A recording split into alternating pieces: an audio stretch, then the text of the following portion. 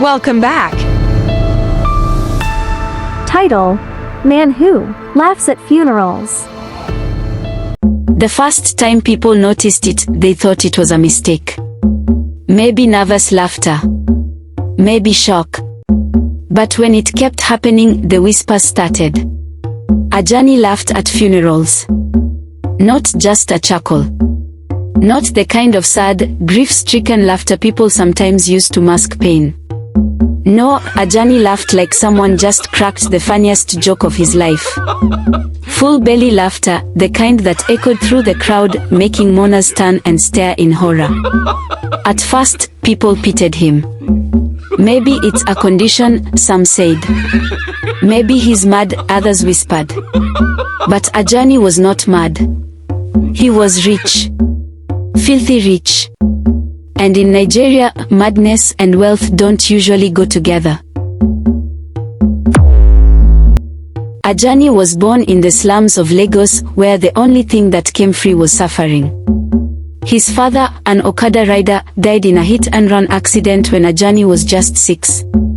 His mother, a petty trader, struggled to feed him and his 3 younger siblings. School was a luxury he couldn't afford. By the time he was 10, he was already selling pure water in traffic, dodging LASTMA officers like a rat escaping a cat. He grew up fast. Too fast. By 16, he had moved from selling pure water to doing odd jobs at a car wash, cleaning the tires of men who threw 1,000 naira notes like tissue paper. He envied them. The way they smelled of foreign perfume. The way their wrists carried watches more expensive than his mother's entire shop. He wanted that life. But Lagos doesn't care about the dreams of poor people. The rich got richer. The poor remained spectators. Until Ajani met Baba Odiu, the man with a quiet voice and eyes too dark to belong to an ordinary human. The ritual that changed everything. Baba Odiu didn't ask for long stories. He just smiled when Ajani poured out his frustration. "You want money?" the old man asked, chewing on a stick of alligator pepper. "Yes, Baba. I'm tired of suffering." Baba Odiu nodded. "Then you must be ready to pay the price." Ajani didn't hesitate. "Anything." Baba Odiu laughed. "Good. Because this is not for the weak. You will never be poor again. But for every bundle of money that comes to you, one person from your community will die every 3 months. You cannot choose who. You cannot stop it." Ajani swallowed. "How will the money come?" Baba Odiu reached into his pocket and handed him a small black stone. "Keep this under your pillow. Every morning, count your money. But remember the rule: when you hear of a death, do not cry. Do not mourn. Do not feel guilt. Just laugh. If you cry, the spirits will take everything back, including your life." Ajani didn't blink. He took the stone. That night, he placed it under his pillow. The next morning, his tiny one-room apartment smelled different, like freshly minted notes. He lifted his mattress and gasped. Stacks of money. Neat, crisp bundles, smelling of power. He was rich. And then, the first death came. A death every 3 months. At first, it seemed like coincidence. 3 months after Ajani got his money, Papa Ife, the old tailor, collapsed while sewing. People said it was old age. Ajani forced himself to laugh at the funeral. Then another 3 months passed. This time, it was Yinka, a bright young university student, hit by a reckless Danfo driver. The community grieved. They buried her in tears. Ajani stood at the back, shaking with silent laughter. People noticed.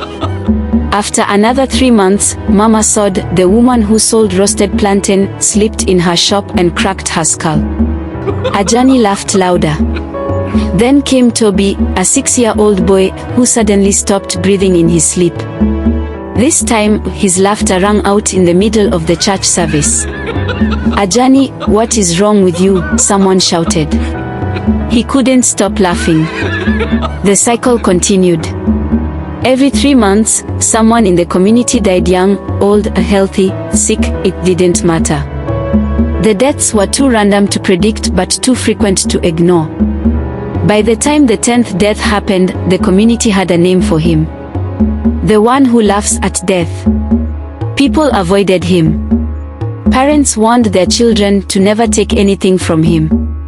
Even beggars refused his money. But Ajani didn't care. He had everything he ever wanted. A mansion in Lekki. The latest Benz. Women who called him daddy even when he had no child. But Lagos never forgets. The curse bites back. One evening, as Ajani relaxed in his home, sipping Hennessy while scrolling through Instagram, his phone rang. It was his younger sister, Titi. She was crying. "Ajani, Mama is dead." His glass slipped from his fingers. "No," he whispered. "Not Mama." The spirits did not care about emotions. The deal was the deal. He wanted to cry. He wanted to scream. But he remembered Baba Odiu's warning. "Do not cry. Just laugh." So he did. A dry, a broken laugh that didn't sound like him. But something inside him cracked that day. He started hearing things. At night, he would wake up to whispers. "Ajani, why?" He saw shadows moving in his mansion, even when he was alone. The money still appeared under his pillow, but now it smelled like something rotten. Then the nightmares began. He would dream of all the people who died. Yinka with her broken skull. Toby's lifeless little body. His own mother staring at him with empty eyes. They stood around him, unmoving, unblinking, watching. And then, one night, he woke up laughing. But this time, he couldn't stop. His laughter turned to screams. He staggered out of his house, still laughing, his voice breaking into high-pitched wails. People saw him running through the streets, naked, laughing, screaming, crying, all at once. The spirits had taken their final price. By morning, Ajani was found under a bridge in Ikeja, mad, lost, and completely broke. The money had disappeared. The mansion was gone. The cars, the women, the wealth, everything vanished like it had never existed. But one thing remained. His laughter. Even in his madness, Ajani still laughed. At nothing. At everything. At the ghosts only he could see. And every time people passed him on the street, shaking their heads at the babbling madman, they whispered one thing.